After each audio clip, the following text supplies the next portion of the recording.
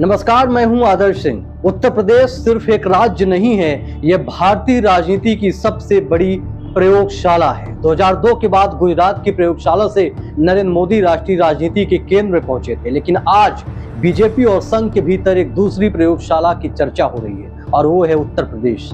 और इस प्रयोगशाला का चेहरा है योगी आदित्यनाथ। यहीं से आज की कहानी शुरू होती है। सवाल सिर्फ अयोध्या का नहीं है, सवाल सिर्फ राम मंदिर का नहीं है, सवाल सिर्फ एक कथित घोटाले का भी नहीं है। असल सवाल है कि क्या उत्तर प्रदेश में एक ऐसी राजनीतिक लड़ाई चल रही है जिसे जनता पूरी तरह देख नहीं पा रही है? क्या यह लड़ाई योगी बनाम अखिलेश की है या फिर इसके पीछे कहीं बड़ी लड़ाई चल रही है, योगी बनाम दिल्ली?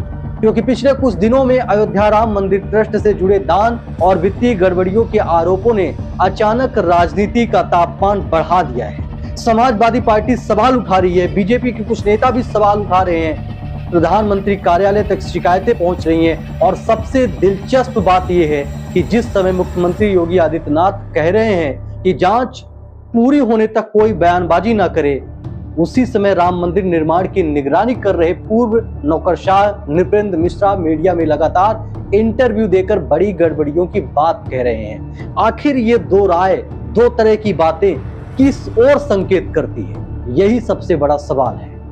यहीं से कहानी दिलचस्प हो जाती है, क्योंकि अयोध्या सिर्फ एक मंदिर नहीं है, अयोध्या एक राजनीतिक प्रतीक है, एक भावना है, एक ऐसा मुद्दा है जिसने बीजेपी, संघ और हिंदुत्व की राजनीति को दशकों तक ऊर्जा दी।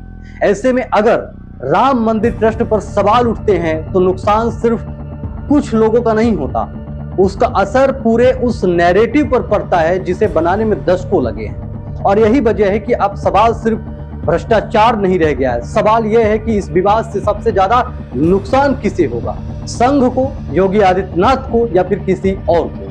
और अब थोड़ा पीछे चलते हैं। 2014 के चुनाव में बीजेपी ने राम मंदिर का जिक्र अपने घोषणा पत्र में सिर्फ एक लाइन में किया था। जी हाँ, एक लाइन में। लेकिन उसी दौर में योगी आदित्यनाथ लगातार अयोध्या और हिंदुत्व की राजनीति को जिंदा रखे हुए थे। 2017 में जब उत्तर प्रदेश में बीजेपी की सरकार बनी तो बहुत लोगों का मानना था कि मुख्यमंत्री कोई और बनेगा, लेकिन मुख्यमंत्री बने योगी आदित्यनाथ। ये पॉइंट ध्यान रखिएगा। तब से उत्तर प्रदेश सिर्फ बीजेपी शासित राज्य नहीं रहा, आप सब इसके गवाह हैं। यह योगी मॉडल की प्रयोगशाला भी बन गया, ये भी आपको पता है। यहीं से एक नई बहस अब शुरू हो चुकी है। क्या बीजेपी का भविष्य सिर्फ मोदी शाह मॉडल पर टिका है या फिर योगी आदित्यनाथ भी भविष्य की राजनीति का बड़ा चेहरा बन सकते हैं? आज जब 2027 का चुनाव नजदीक आ रहा है तब यही सवाल फिर से उठता है और इसी बीच अयोध्या विवाद सामने आ जाता है। यानी जिस मुद्दे ने बीजेपी और संघ को सबसे ज्यादा ताकत दी, अब उसी मुद्दे पर सवाल खड़े हो रहे हैं। संयोग है या फिर राजनीति, यही समझने की कोशिश आज हम करेंगे। अब सवाल यह है कि आखिर अयोध्या में हुआ क्या है। पिछले कुछ दिनों में आरोप लगे हैं कि राम मंदिर ट्रस्ट से जुड़े दान और वित्तीय प्रबंधन में गंभीर गड़बड़ियां हुई। कई नाम सामने आए, कुछ कर्मचारियों के यहाँ छापों की खबरें आई, कहीं नकदी मिलने की बात हुई, कहीं सोना मिलने की चर्चा हुई। आरोप इतने बढ़ गए कि मामला सीधे दिल्ली तक पहुंच गया, प्रधानमंत्री कार्यालय तक शिकायतें पहुंची, सीबीआई जांच की मांग होने लगी और तभी उत्तर प्रदेश सरकार ने एसआईटी बना दी। जी हाँ, एसआईटी का गठन हो गया। यहीं से राजनीति का दूसरा अध्याय शुरू होता है। मुख्यमंत्री योगी आदित्यनाथ अयोध्या पहुंचे, उन्होंने साफ कहा कि जांच होगी, दूध का दूध और पानी का पानी होगा। लेकिन साथ ही उन्होंने यह भी कहा कि जब तक जांच पूरी ना हो तब तक कोई भी ऐसी बयानबाजी ना करें जिससे राम भक्तों की भावनाएं आहत हो। पहली नजर में यह एक सामान्य प्रशासनिक बयान लगता है, लेकिन राजनीति में अक्सर कहानी वहां नहीं होती जो दिखाई दे रही होती है, कहानी वहां होती है जो दिखाई नहीं दे रही। और यहीं पर एंट्री होती है नृपेंद्र मिश्रा की। जी हाँ, नृपेंद्र मिश्रा की, जो पूर्व नौकरशाह है। नृपेंद्र मिश्रा वही व्यक्ति हैं जो कभी प्रधानमंत्री नरेंद्र मोदी के प्रधान सचिव रहे हैं। राम मंदिर निर्माण की पूरी प्रक्रिया में उनकी बड़ी भूमिका रही है। योगी आदित्यनाथ जब संयम की अपील कर रहे थे, उसी समय नृपेंद्र मिश्रा मीडिया इंटरव्यू में खुलकर कह रहे थे कि गड़बड़ी गंभीर है और बड़ा प्रशासनिक बदलाव होना चाहिए। यहीं से सवाल उठने लगे, क्या दोनों एक ही बात कह रहे हैं या दोनों अलग अलग संदेश दे रहे हैं? और अगर अलग अलग संदेश दे रहे हैं तो क्या यहीं से चर्चा सिर्फ मंदिर की नहीं रहती, चर्चा सत्ता की हो जाती है? क्योंकि अयोध्या सिर्फ धार्मिक केंद्र नहीं है, अयोध्या बीजेपी की सबसे बड़ी राजनीतिक पूंजी भी है।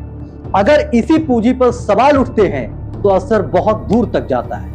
अब यहाँ एक और दिलचस्प पहलू है, राम मंदिर ट्रस्ट को लेकर संघ की भूमिका हमेशा महत्वपूर्ण रही है। दशकों तक चले आंदोलन में संघ, विश्व हिंदू परिषद और उससे जुड़े संगठनों ने बड़ी भूमिका निभाई। चंपत राय जैसे नाम उसी आंदोलन की पहचान है।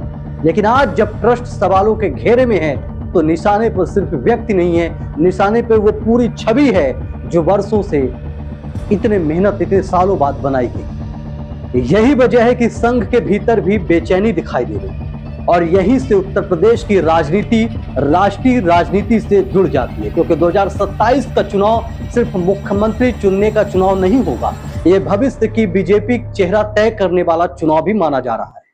कई राजनीतिक विश्लेषक मानते हैं कि अगर बीजेपी 2027 में उत्तर प्रदेश में बड़ी जीत दर्ज करती है तो उस जीत का सबसे बड़ा चेहरा योगी आदित्यनाथ होंगे, और अगर ऐसा होता है तो राष्ट्रीय राजनीति में उनका कद और बढ़ेगा। यहीं से दिल्ली और लखनऊ के बीच की चर्चा शुरू होती है। ध्यान रहे, ये कोई घोषित संघर्ष नहीं है, ना ही कोई खुली लड़ाई है, लेकिन राजनीति में कई बार सबसे बड़ी लड़ाइयां पर्दे के पीछे लड़ी जाती है।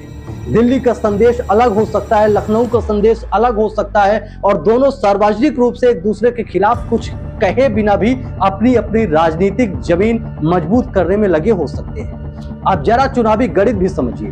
2022 में बीजेपी को लगभग 41% वोट मिले थे, समाजवादी पार्टी को लगभग 32% वोट मिले। अंतर बड़ा था, लेकिन इतना भी अंतर नहीं था कि विपक्ष उम्मीद छोड़ दे।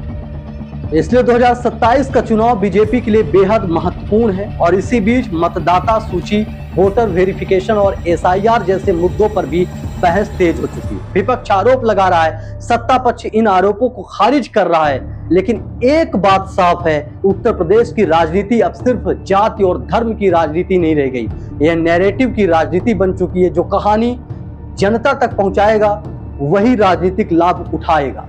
यहीं पर अखिलेश यादव की भूमिका भी आती है। अखिलेश लगातार अयोध्या विवाद को बड़ा मुद्दा बनाने की कोशिश कर रहे हैं। उनकी कोशिश है कि बीजेपी को उसके सबसे बड़े मजबूत प्रतीकात्मक मुद्दे पर घेरा जाए, लेकिन दूसरी तरफ बीजेपी के सहयोगी दलों के कुछ नेता समाजवादी पार्टी पर पुराने मामलों और कथित घोटालों को लेकर हमला बोल रहे हैं। यानी लड़ाई सिर्फ एक तरफ नहीं चल रही, हर मोर्चे पर जवाबी हमला भी जारी है, और शायद यही वजह है कि उत्तर प्रदेश का राजनीतिक तापमान लगातार बढ़ता जा रहा है। अब सबसे बड़ा सवाल, क्या यह पूरा विवाद सिर्फ भ्रष्टाचार का मामला है? क्या यह सिर्फ प्रशासनिक लापरवाही की कहानी है, या फिर इसके भीतर भविष्य की राजनीति का बड़ा संघर्ष छिपा हुआ है? क्या अयोध्या का मुद्दा आने वाले चुनाव में फिर निर्णायक भूमिका निभाएगा? क्या योगी आदित्यनाथ पहले से ज्यादा मजबूत होकर उभरेंगे, या फिर दिल्ली की राजनीति कोई नया समीकरण तैयार कर रही है? इन सवालों के जवाब अभी किसी के पास नहीं है, लेकिन इतना जरूर है कि उत्तर प्रदेश पे जो कुछ हो रहा है उसका असर सिर्फ उत्तर प्रदेश तक सीमित नहीं रहेगा, क्योंकि भारतीय राजनीति का इतिहास बताता है कि दिल्ली की सत्ता तक पहुंचने वाले रास्तों में सबसे महत्वपूर्ण रास्ता अक्सर उत्तर प्रदेश से होकर गुजरता है, और इस बार भी कहानी शायद वहीं से लिखी जा रही है। वीडियो अच्छा लगे तो चैनल को सब्सक्राइब करें, वीडियो शेयर करें। धन्यवाद।